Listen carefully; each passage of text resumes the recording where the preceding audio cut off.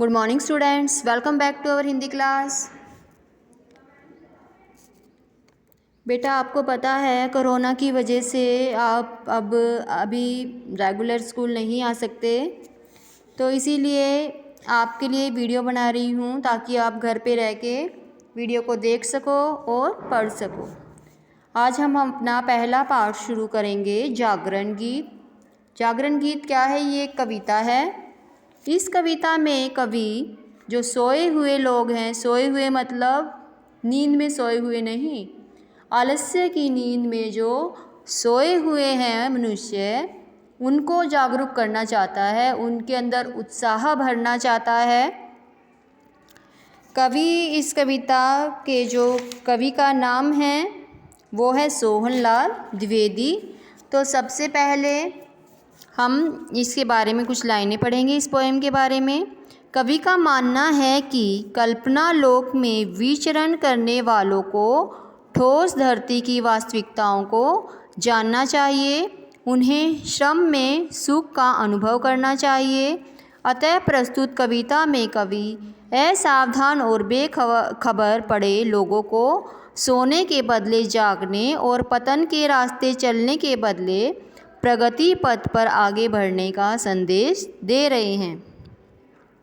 मतलब कहने का मतलब ये है कि जो लोग मेहनत नहीं करते और सोए रहते हैं, आलस्य की निद्रा से भरे रहते हैं, उनका क्या हो जाता है? एक दिन पतन हो जाता है, वो तरक्की नहीं कर सकते। तो सबसे पहले प्रसंग लिखेंगे हम। प्रस्तुत पंक्तियाँ हमारी हिंदी की पाठ्य पुस्तक का नाम क्या है? नवभारती की कविता जागरण गीत से ली गई हैं। इन पंक्तियों के कवि श्री सोहनलाल द्विवेदी जी हैं। अब न गहरी नींद में तुम सो सकोगे। कवि लोगों को जागरूक करते हुए कहते हैं कि मैं तुम्हें जगाने के लिए आ रहा हूँ। आलस्य की जो निद्रा में तुम सोए हुए हो, अब तुम उसमें नहीं सो पाओगे, क्योंकि मैं तुम्हें जगाने के लिए आ गया हूँ। कैसे जगाएगा कवि? गीत गाकर मैं जगाने आ रहा हूँ। मैं तुम्हें अपना जागरण गीत सुनाऊंगा और तुम्हें जगाऊंगा। जो तुम आलस्य की निद्रा में सोए हुए हो, तो इस जागरण गीत को सुनकर तुम अब उठ जाओगे। अब तुम अपनी गहरी नींद में नहीं सो पाओगे। अतल अस्ताचल तुम्हें जाने न दूंगा। अतल होता है बहुत गहरा, अस्ताचल होता है जहाँ सूर्य अस्त होता है।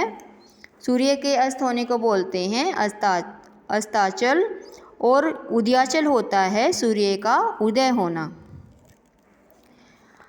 तो कवि कहते हैं कि अस्ताचल तुम्हें जाने न दूंगा, मतलब जब सूर्य अस्त होता है, सूर्य का उगना तो अच्छा समझा जाता है, लेकिन उसका अस्त होना मतलब उसको अच्छा नहीं समझते ना, मतलब अवनति की ओर जाना,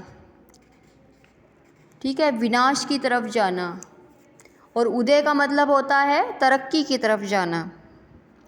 तो इसीलिए कवि ने कहा है कि अस्ताचल तुम्हें जाने न दूंगा, मतलब अब मैं तुम्हें विनाश की तरफ नहीं जाने दूंगा, अरुण उदयाचल सजाने आ रहा हूँ। अब मैं तुम्हारे भाग्य को और ज़्यादा अच्छा करने, ठीक है, करने के लिए आ रहा हूँ, तुम्हारे भाग्य को जगाने आ रहा हूँ। कहने का मतलब यही है इन सारी जो पंक्तियाँ हैं कि कवि जो है लोगों के अंदर उत्साह, जोश ये भरना चाहते हैं, ताकि वो लगन और मेहनत से अपने कार्य को कर सके और जीवन में सफलता प्राप्त कर सकें। सेकंड वाला है, कल्पना में आज तक उड़ते रहे तुम। कौन सी कल्पना? कुछ लोग होते हैं ना, सिर्फ कल्पना ही करते हैं, कुछ करके तो दिखाते नहीं हैं, सिर्फ सोचते रहते हैं हम ये बनेंगे, हम वो बनेंगे, लेकिन खाली सोचने से तो कुछ होगा नहीं। जब तक आप नहीं कुछ करोगे, आपने एम तो कर लिया, लक्ष्य तो कर लिया, लेकिन उसके लिए कोई आपने कोशिश नहीं की, प्रयत्न नहीं किया, तो क्या आप कामयाब हो जाओगे खाली सोचने से? तो उन्होंने, कवि ने यही कहा है, कल्पना में आज तक उड़ते रहे तुम सिर्फ अभी तक तुमने कल्पना से भरा हुआ जीवन ही व्यतीत किया है। साधना से सिहर कर मुड़ते रहे तुम। साधना होती है मेहनत और सिहर कर होता है काँप कर। डरना, सिहरना मतलब काँप के डरते हैं ना, जैसे काँपना। यानी कि कहने का इस लाइन का ये मतलब है कि अभी तक तुम मेहनत से बचते रहे हो, मेहनत से मुड़ते रहे हो, मतलब तुमने ज़िंदगी में अभी तक मेहनत नहीं की है, अब तक तुम जी चुराते रहे हो। अब तुम्हें आकाश में उड़ने न दूंगा। आकाश का मतलब है कल्पना रूपी आकाश। अब मैं तुम्हें कल्पना रूपी आकाश में उड़ने नहीं दूंगा। आज धरती पर बसाने आ रहा हूँ कल्पना रूपी आकाश से उठाकर तुम्हें, जो हकीकत की जो धरती है, हकीकत है, जो वास्तविकता है, वहाँ पर मैं तुम्हें बसाने के लिए आ रहा हूँ। मतलब कल्पना लोक वाले जीवन को छोड़ के जो हकीकत वाला जीवन है, वहाँ पर तुम्हें मैं लाने के लिए आ रहा हूँ। ओके, थर्ड है, 3 ही करेंगे आज, 3 बाकी कल करेंगे, थर्ड वाला और करेंगे। सुख नहीं यह नींद में सपने संजोना, दुख नहीं यह शीश पर गुरु भार ढोना।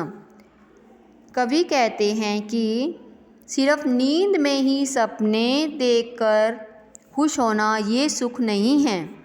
केवल नींद में ही सपने देख लिए तो उसको देखकर सिर्फ आपको खुश नहीं होना है। दुख नहीं यह शीश पर गुरु भार ढोना। शीश होता है सिर, गुरु भार होता है जिम्मेदारी।